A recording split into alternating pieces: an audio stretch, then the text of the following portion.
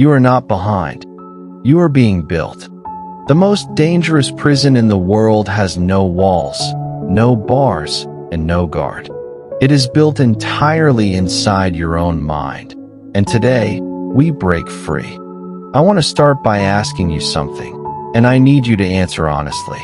Not the answer you give other people when they ask how you are doing. Not the polished, put-together answer. The real one. The one you have not said out loud yet. When was the last time you sat down, completely still, no phone, no noise, nothing to scroll, and told yourself the absolute truth about where you are in life? Not the version of you that performs. Not the version that laughs it off and says, I'm good, every time someone asks. Not the version that posts the wins and buries the doubts. The real you. The one that wakes up at 2 in the morning with a heaviness in your chest that you cannot name. The one that watches other people announce their engagements, their promotions, their launches, and feels something you are almost ashamed to admit. Not hatred, not jealousy exactly, just a quiet, deep, familiar ache. A whisper that says, why not me? Why am I still here? What am I doing wrong? I hear you. I see you. And I want to say something to you today that I genuinely wish someone had said to me in my hardest seasons. The seasons when I could not see past the confusion and the stillness and the feeling that everyone else was moving while I was standing perfectly, painfully still. You are not behind. You are being built. Stay with me for the next 30 minutes. Not because I have a list of tips to make you feel better for a day, but because I believe that by the time we are done today, something inside you is going to shift, not just in your mind, but deep in your chest, in the place where you keep the dreams you have almost stopped believing in. Something is going to move. Let's go. Let's name the thing most people never say out loud, because naming it feels like admitting defeat. Because as long as you do not say it, you can keep pretending it is not running your life. There is a lie, a specific, sophisticated, deeply personal lie that has been working against you, possibly for years. And it is so clever, so well designed, that it does not feel like a lie. It feels like logic. It feels like reality. It feels like just seeing things clearly. The voice of the lie. The lie sounds different for different people. For some of you, it sounds like this. Voice 1, I should be further by now. Everyone my age is further than me. Voice 2, I had my chance and I missed it. It's too late to start over.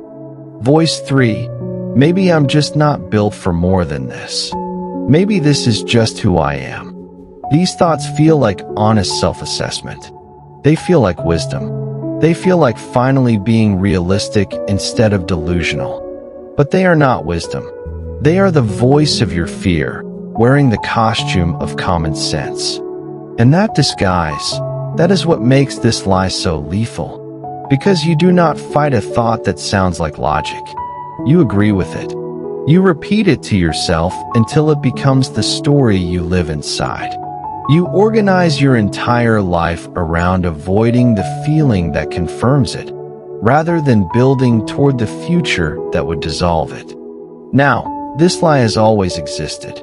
Comparison is as old as humanity.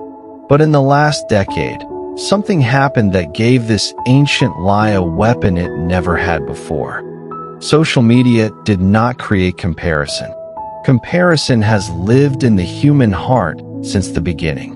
But social media supercharged it, industrialized it, automated it, and then delivered it directly into your palm, every hour of every waking day, as entertainment.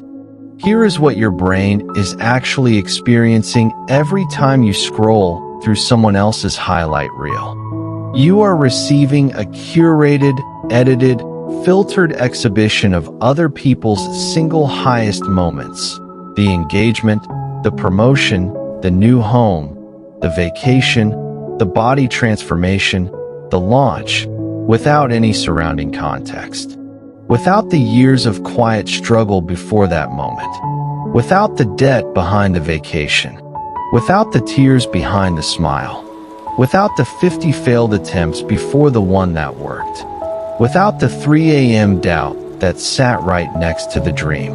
And your brain, which evolved over hundreds of thousands of years to benchmark itself against its immediate community as a survival mechanism, is registering all of this as evidence.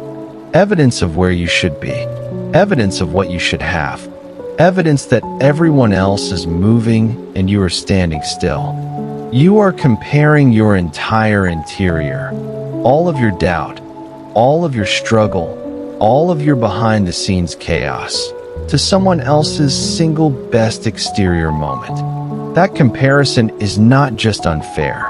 It is impossible to get right. Nobody posts the 3 a.m. despair. Nobody photographs the quiet panic. Nobody broadcasts the ordinary Tuesday where nothing moved and everything felt stuck, and they lay in bed wondering if any of it would ever amount to anything. You are seeing the highlight, not the journey. The summit, not the climb. The win, not the 1,000 losses that preceded it. And every time you consume that highlight and measure yourself against it, the lie gets louder, more convincing, more settled in your bones. Today, we silence it, not by pretending life is perfect, but by seeing it clearly. I want to tell you about a man who had every possible reason to believe the lie. A man whose circumstances were so painful, so unjust, so long-lasting, that by every external measure, he appeared to be the most behind person in the room. His name was Joseph, and his story is the most vivid, most powerful illustration I know of what it actually looks like to be built rather than simply behind.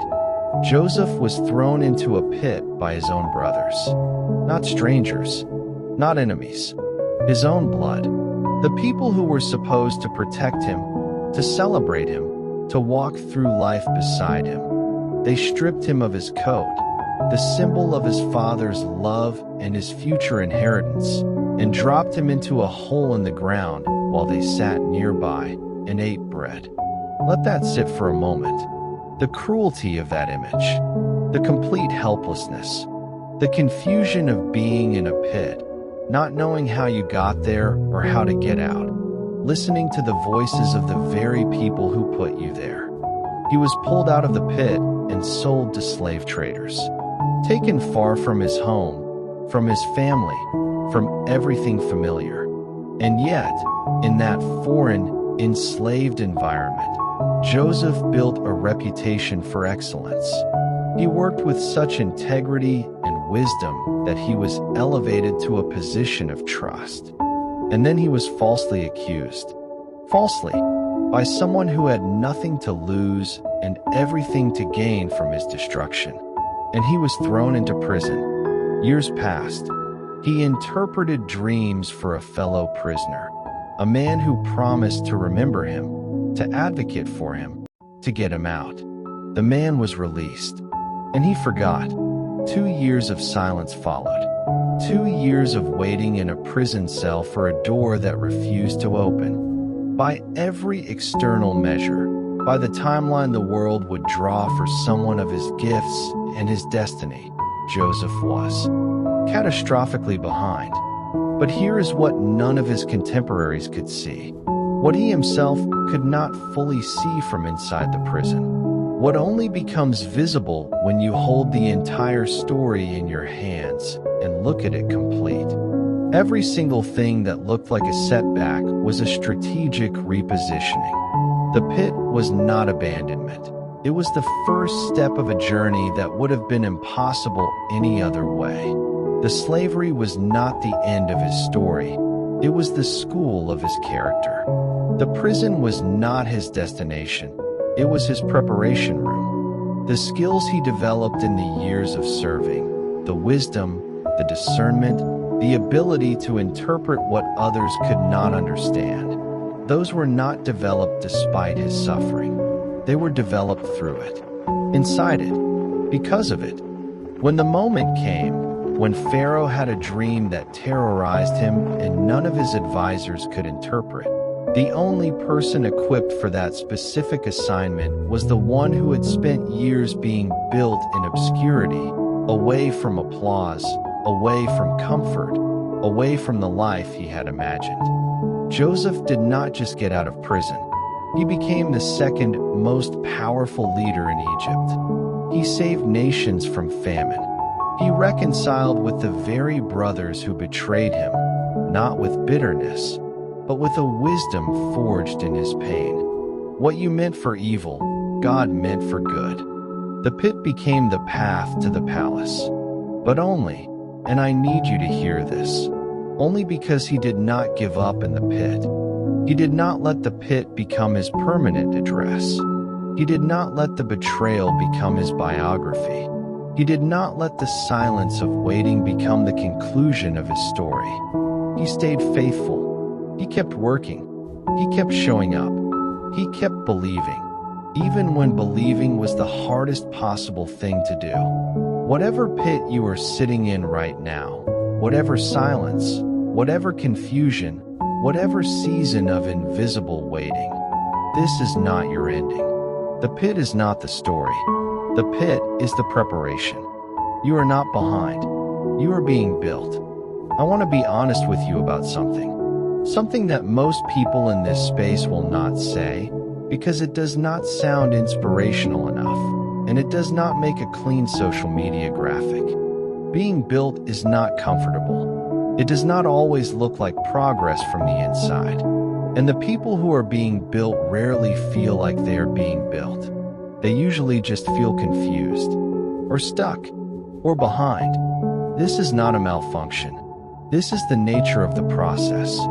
The construction site reality. Consider what a building under construction actually looks like from the outside.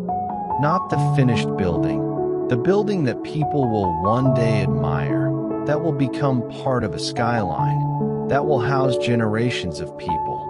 The building during construction. Steel rods sticking out at odd angles. Dirt everywhere.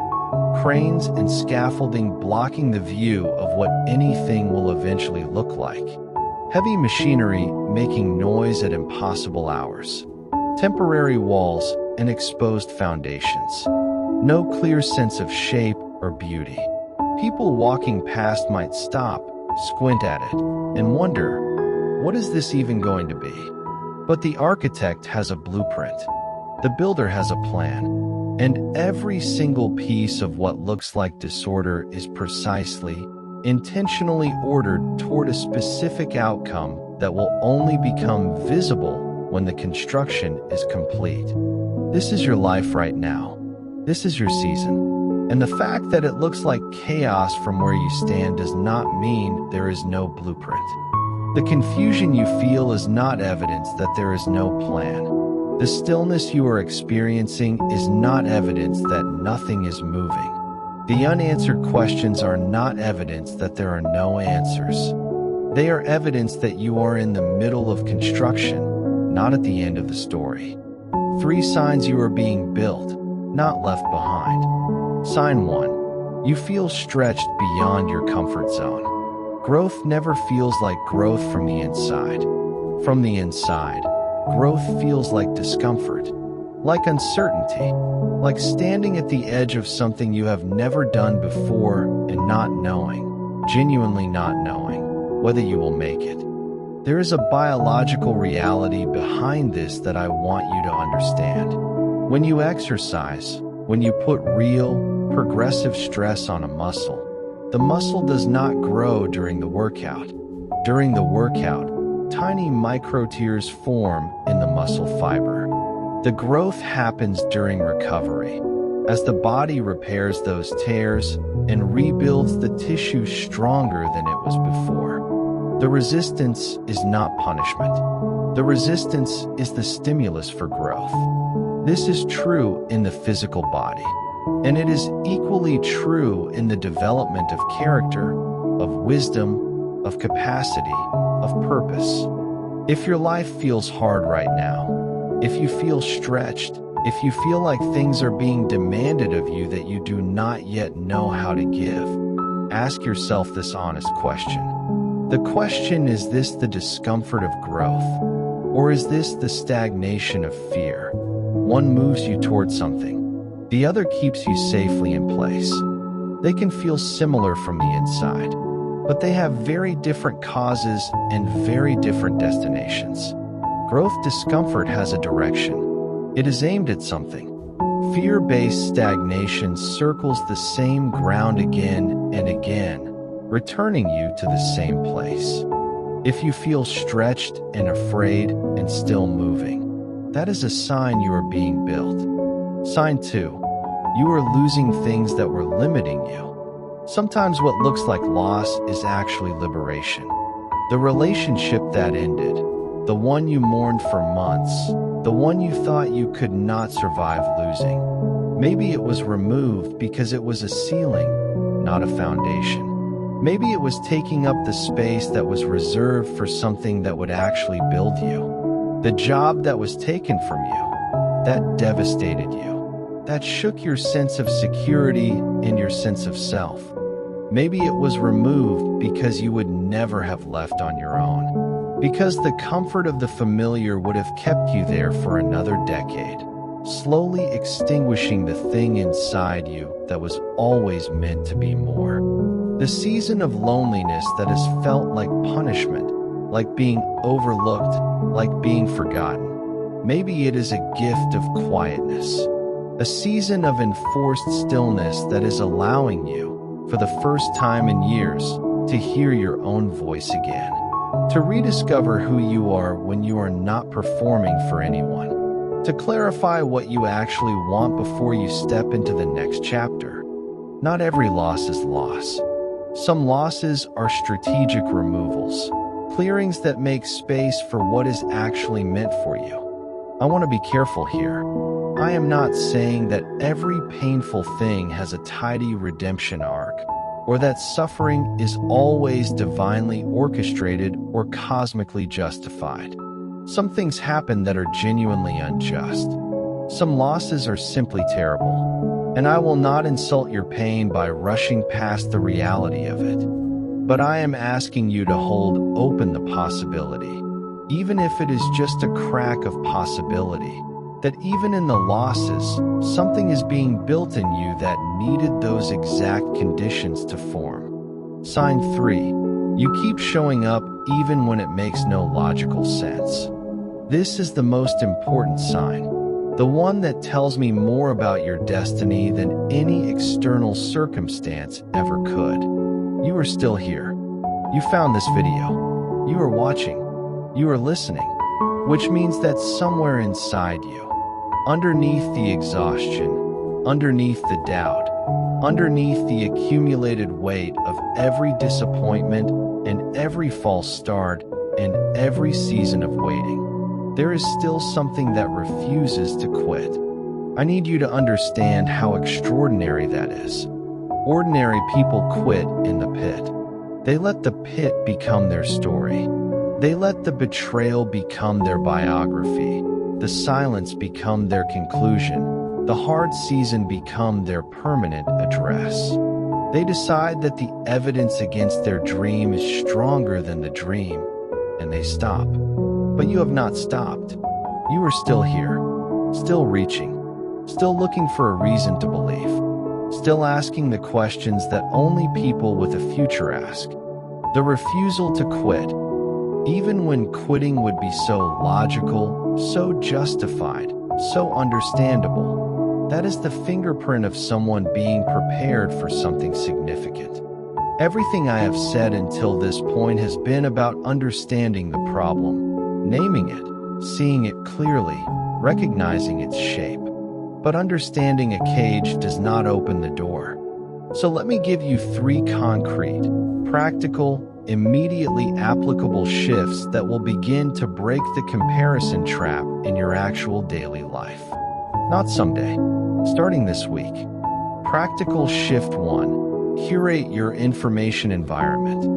Your phone is the most powerful personal device in human history. With it, You have access to more information, more connection, more creativity, more learning than any generation before you could have imagined. And with it, you also have access to an unprecedented volume of content specifically designed to generate comparison, inadequacy, and the perpetual sense that you are missing out on a better version of life. You get to choose which version of that power you engage with. And most people are not making that choice consciously. They are just consuming whatever the algorithm serves them, never asking whether what they are consuming is building them or quietly hollowing them out. This week, not someday, this week, go to your social media accounts and conduct an honest audit. For each account you follow, ask yourself one direct question. The audit question: does following this person consistently inspire me to build my own life? Or does it consistently make me feel worse about mine? If the answer is the second one, unfollow, mute, remove. Without guilt, without drama, without explanation. This is not a moral judgment about the person you are unfollowing. This is a decision about your mental environment. And you are the steward of that environment. Replace what you remove with content that adds.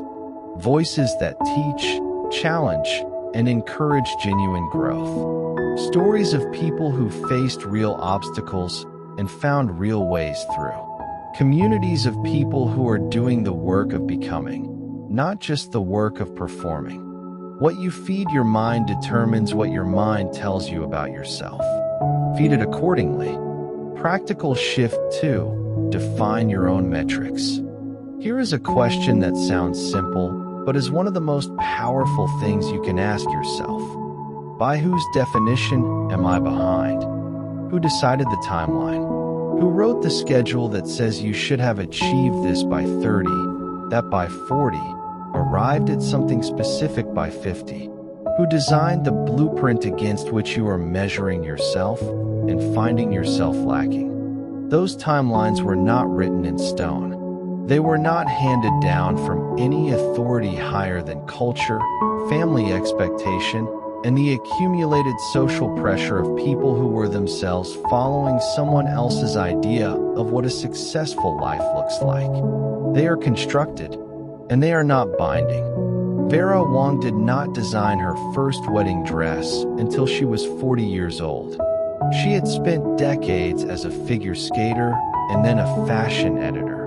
Two completely different pursuits. And then, at the age when many people feel they are running out of time, she began a career that made her one of the most celebrated designers in the world. Morgan Freeman did not get his first major film role until he was 52. 52 years of living, of smaller roles, of being told he was not quite right for this part or that one, before the work that defined his legacy began. Colonel Sanders was 62 years old when he began franchising Kentucky Fried Chicken. His now iconic recipe had been rejected by over 1,000 restaurants before it found a home. These are not feel-good exceptions to the rule. They are evidence that the rule was wrong. Here is your assignment, and I want you to actually do this, not just nod along and forget it in an hour. Your assignment: write down, by hand, not typed, your own definition of a successful life. Not your parents' definition, not your culture's definition, not what makes sense on paper or what would look impressive to people who do not know you. What does a flourishing life look like for you specifically?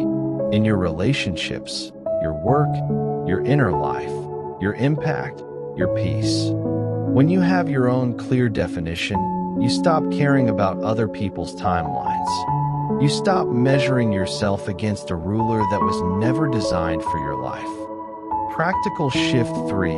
Celebrate the process, not just the progress. We celebrate outcomes, numbers, milestones, before and after photos, revenue figures, follower counts, titles, announcements. But almost no one celebrates the process, the unglamorous, invisible, daily, unremarkable, unwitnessed discipline of becoming. And yet the process is where the real work happens. The outcome is just the moment the invisible work becomes visible. It is the surface breaking. But the growing happened underground, in silence, where no one was watching and there was nothing to post and no one to applaud. Starting this week, I want you to practice celebrating the process. Specifically, celebrate the day you chose not to quit when quitting would have been the easier option. Celebrate the morning you showed up when you did not feel like it, when the bed was warm and the world was hard, and you showed up anyway. Celebrate the boundary you finally set, the temptation you walked away from, the unhealthy pattern you interrupted one more time. These are not small things. Do not treat them as small things. These are the actual building blocks of your character, your future, and your legacy. These are the bricks in the building. When you learn to see the glory in the process, the tyranny of comparison loses its power over you. Because you are no longer waiting to arrive somewhere before you recognize your own worth. You are worth recognizing right now. In the middle of the building, covered in the dust of construction. I want to speak now to a specific group of people. You know who you are. You are not someone who just stumbled into a hard week. You are not someone dealing with a temporary setback that will probably resolve itself in a month. You are someone who has been in a hard season for a long time. Long enough that the phrases people say to comfort you have started to ring hollow. Long enough that hope has become genuinely, effortfully hard to hold. You have prayed. You have worked. You have believed and then been disappointed. You have started over more times than you want to count. You have watched years go by, not wasted years. Years full of faithfulness and effort and quiet perseverance. And sometimes you lie down at night wondering if any of it is adding up to anything. And in your most private moments, in the space between one breath and the next at 3 in the morning, you have asked the question that you do not ask out loud. The quiet question, is anything actually going to change? Or is this just it? I want to answer that question as directly and as honestly as I know how. The seed underground. There is a species of tree called the Chinese bamboo. It is one of the fastest growing plants on earth, but only if you know when to measure. When you plant a Chinese bamboo seed and water it and nurture it and care for it, nothing appears to happen in the first year. Nothing in the second. Nothing in the third. Nothing in the fourth. For 4 years, you water the ground and you see nothing. If you did not know better, if someone had not told you the truth about this tree, you would conclude that the seed was dead, that the effort was wasted, that the ground was wrong, that you were doing something wrong. But in the 5th year, the Chinese bamboo tree breaks through the surface of the ground and grows 90 feet in 5 weeks. The people watching from the outside think it grew 90 feet in 5 weeks. The people who were tending the tree know it took 5 years. The root system, invisible, underground, unseen, unharvested, was developing for 4 years before a single inch of visible growth appeared. And without those 4 years of root development, the explosive growth of year 5 would have been impossible. The tree would have had nothing to hold it up. Your underground season is not wasted. It is development. The roots that are being grown in the hidden seasons are what will hold you up when your moment comes. The waiting is not punishment. The silence is not abandonment. The hiddenness is not rejection. The roots are growing, and the growth is real, even when it is invisible, especially when it is invisible. What the waiting is building in you. I want to name, specifically, what is being built in you in this long season. Because sometimes just knowing what the process is producing makes it possible to endure it. Character that cannot be manufactured. There are qualities of human character that have only one school. The school of sustained difficulty faithfully navigated. Patience, not the passive kind, but the active, engaged, trusting kind. Compassion, real, deep, costly compassion that comes from knowing what it is to suffer without a quick resolution. Resilience, not the resilience you talk about, but the resilience you are, demonstrated by the fact that you are still here. Empathy that reaches people. People who have never struggled in the way you have struggled can offer sympathy. They can say the right words. They can be genuinely kind. But the person who has sat in the same darkness and found light speaks into someone else's darkness with an authority and a credibility that is simply not available to those who have only read about it. Depth of soul. The people I have met in my life who are the most genuinely at peace. Not the most successful, not the most celebrated, not the most comfortable, but the most at peace. They almost universally have one thing in common. They have been through something. Something real. Something long. Something that cost them. And it made them deep.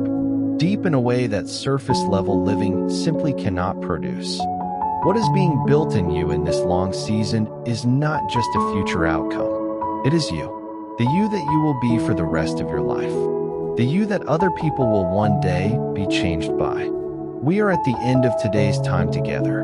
And before I let you go, I want to step out of teaching mode for a moment and just speak to you. Directly, personally, without any technique or framework or structure. I do not know the specifics of your story.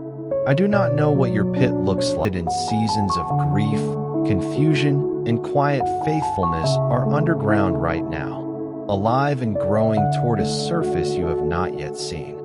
The season of their emergence is closer than you think. Do not give up in winter because you cannot see spring. Do not abandon the seeds because the ground still looks bare. Do not walk off the construction site because the building does not look finished. Stay. Keep building. Keep believing. Keep showing up, especially on the days when showing up is the hardest possible thing.